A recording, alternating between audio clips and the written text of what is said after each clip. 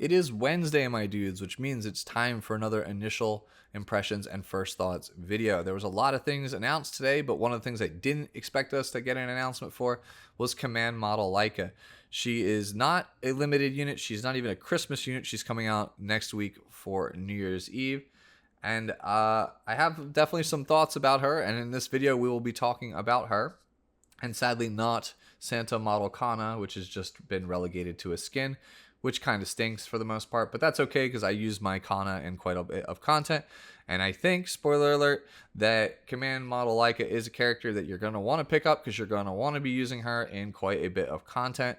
I've seen people talk about her on the internet already so far, and I've talked to some of my friends, and a lot of people really don't like this unit, and I think this unit's pretty solid, pretty gravy for the most part. And I hopefully by the end of this video will be able to convince you on why I think you should pick this character up for sure.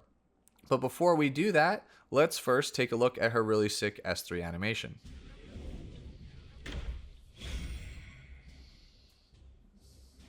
Let me make this clear. You're in over your head. What do you need me for? I refuse to do anything too troublesome. All right, so you know how the deal already goes in these videos. As a bit of trivia, Command Model Laika here, she is voiced by Tasia Valenza. Hopefully I pronounced that correctly. For those of you who are longtime gamers, she is the voice of Sniper Wolf from Metal Gear Solid. She is also the voice of Poison Ivy in a number of DC Comics projects, including most of the video games. Taking a closer look at her stats, she is an Earth Ranger of the Gemini zodiac symbol. She shares the same stat line with Seaside Bellona, with Faithless Laika, and a number of others. I think at this point this is the most common Ranger stat line, and it is very, very good. 1,182 is very good attack. It is on the higher side. 5,299 health is not super great, but for a Ranger, we'll take it because they normally have pretty trash health. 114 speed is excellent. It puts you in a good spot to go either first if you really want to push for it, and you have pretty good mid speed, and you don't really lose a whole heck of a lot if you decide to go slower as well. 571 defense is great for a Ranger. Okay, normally if this was a Warrior or a Knight, I would not be super enthusiastic about it, but 571 is great for a Ranger. 15% critical hit chance, 150% critical hit damage, 5% dual attack chance, and a decent 18% effectiveness to start with. And when we look at her imprints, we can see both of them are effectiveness. So obviously this is a character that is going to be based around debuffs. So now let us jump into the skills. The S3 is Volley Fire. You acquire 3 souls upon use, and it has a 4 to 5 turn cooldown depending on Malagora. Shoots out all wings to attack all enemies with a 75 to 100% chance depending on Malagora to decrease speed of all enemies for 2 turns, and a 50 to 75% chance to put them to sleep for 1 turn before granting immunity to all allies for 2 turns.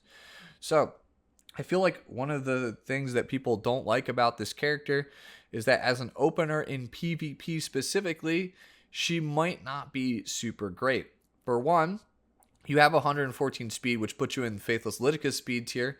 That doesn't always guarantee you can go first, but it is a possibility that you have a high chance of taking that first turn.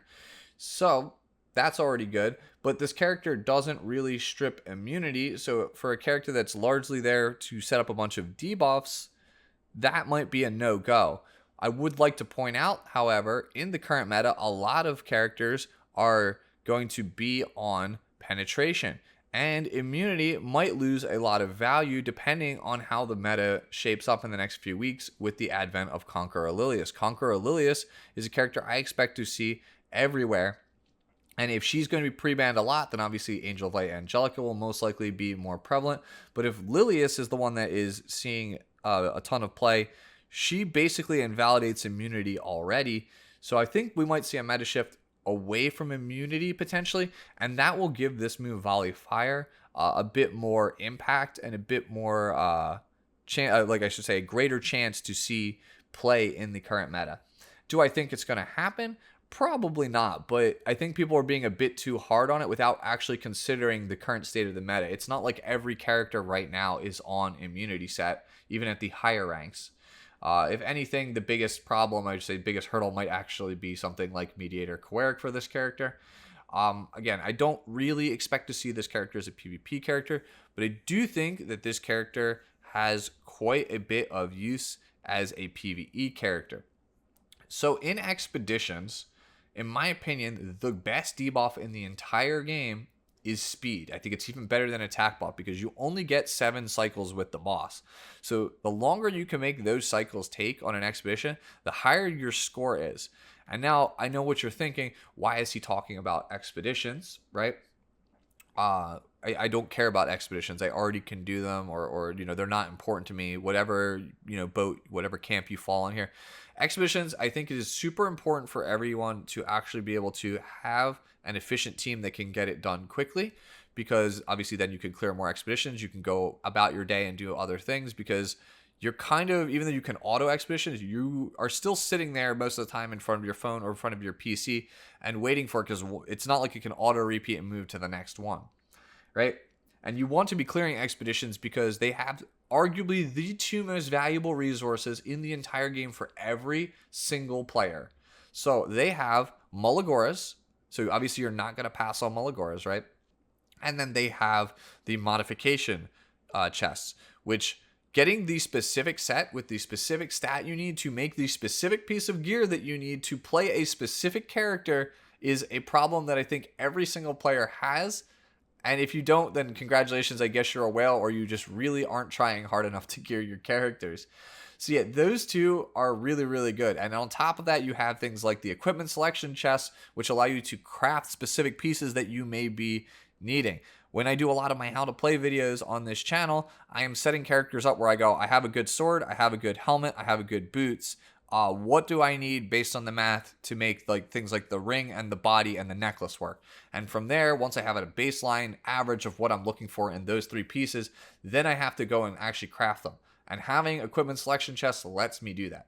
So yes, it is very, very important, in my opinion, to actually have good expedition teams, to have good hunt teams. You spend over 90% of Epic 7 farming so that you can get the gear to actually clear the things like the Advents, the Abysses, or play in the things like the World Arena. So yes, having strong PvE characters is a godsend. And I think this character is a strong expedition character because, again, slow is the best debuff.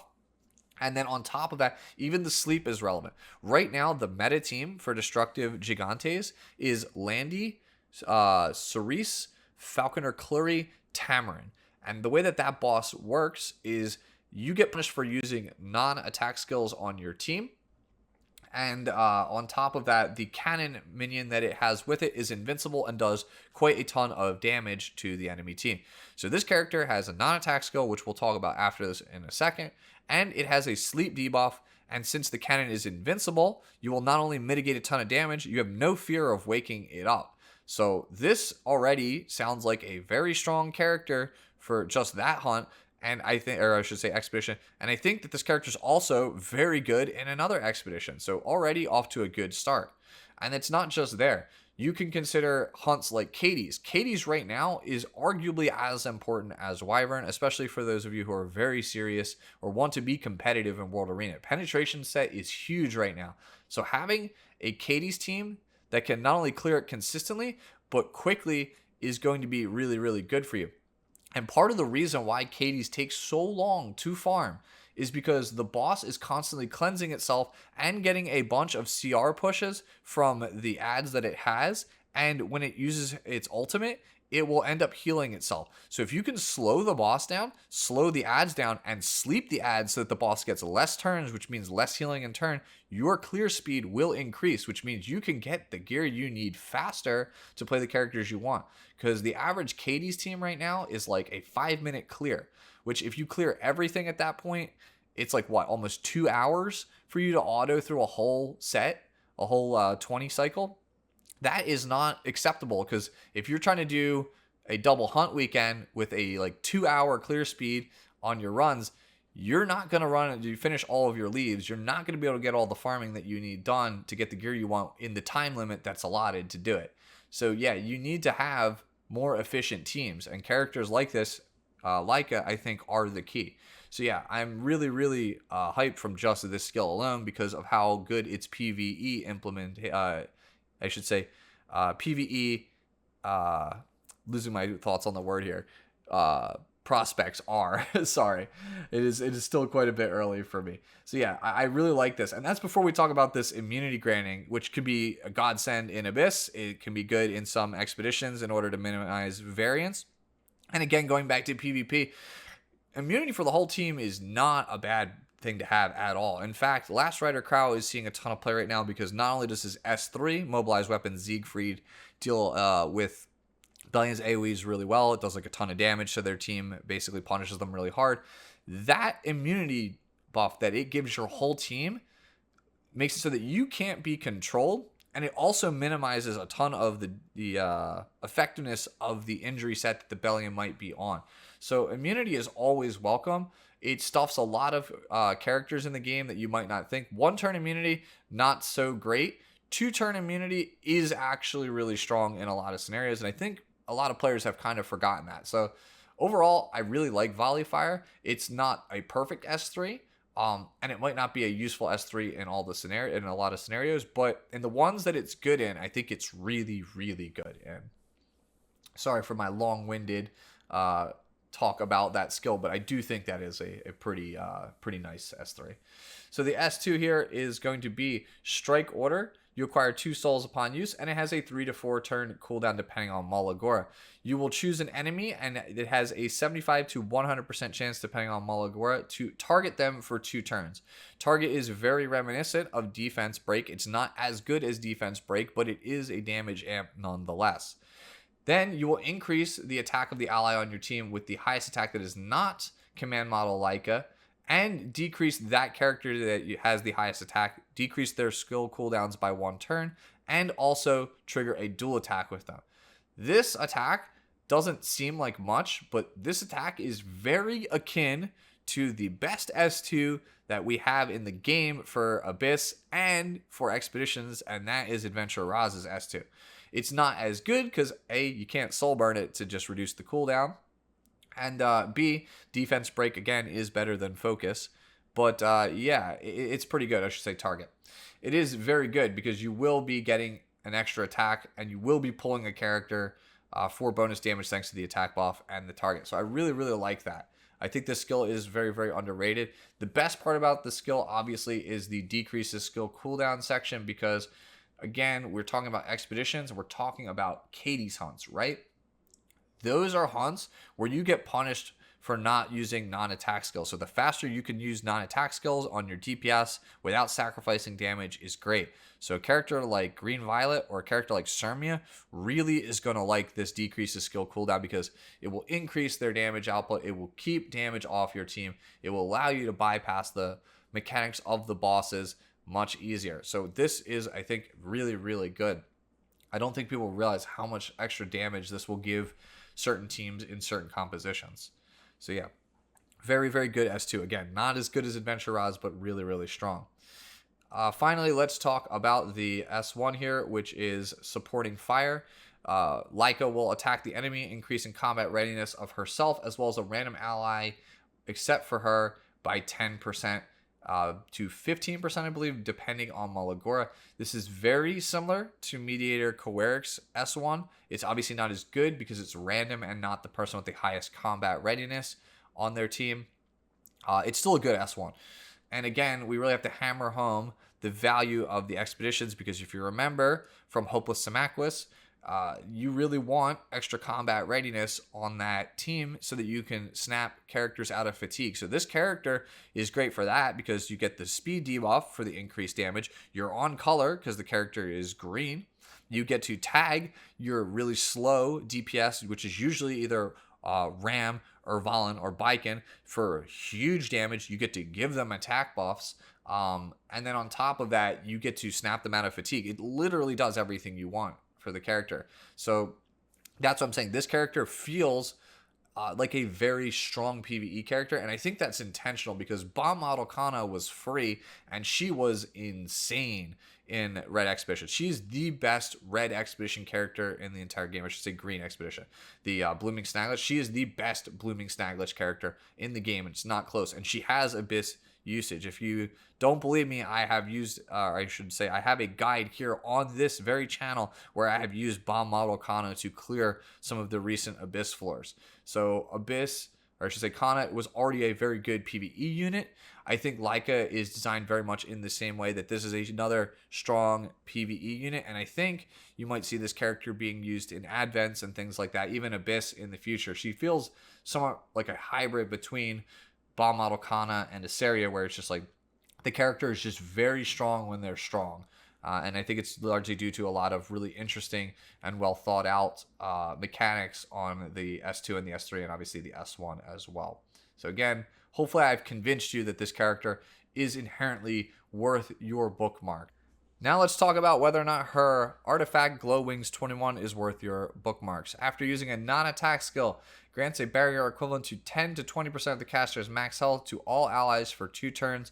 Only one hero on the team can be wearing this artifact, and this effect only activates once every 3 turns. I think this is a good artifact. I just don't know where you're supposed to use it, because I don't think I would use it on Laika in the expeditions or the hunts that I was talking about. It might be good, but I think that there are other artifacts that I would probably want to consider using first. And then I start thinking about other non-attack skills that are on Rangers, and the first one that comes to mind obviously is Flan, but Flan is a very aggressive character, and I don't know where or when you would actually want the barrier on teams that are normally playing Flan. So yeah, I don't think that's a super good fit either. The best thought that I can think of in my head is actually Summertime Asaria. So in the current Guild War meta on defense, a lot of people play Apocalypse Ravi and put her on Proof of Valor in order to bait Little Queen Charlotte's into using their S3 on the Ravi and then failing because of the extra damage prevention provided by Proof of Valor. I'm wondering if Summertime Asaria players will use Glow Wings 21 in a similar fashion. Yes, your Asaria is worse than having her standard artifact on her that gives the bomb. The name escapes me at the moment.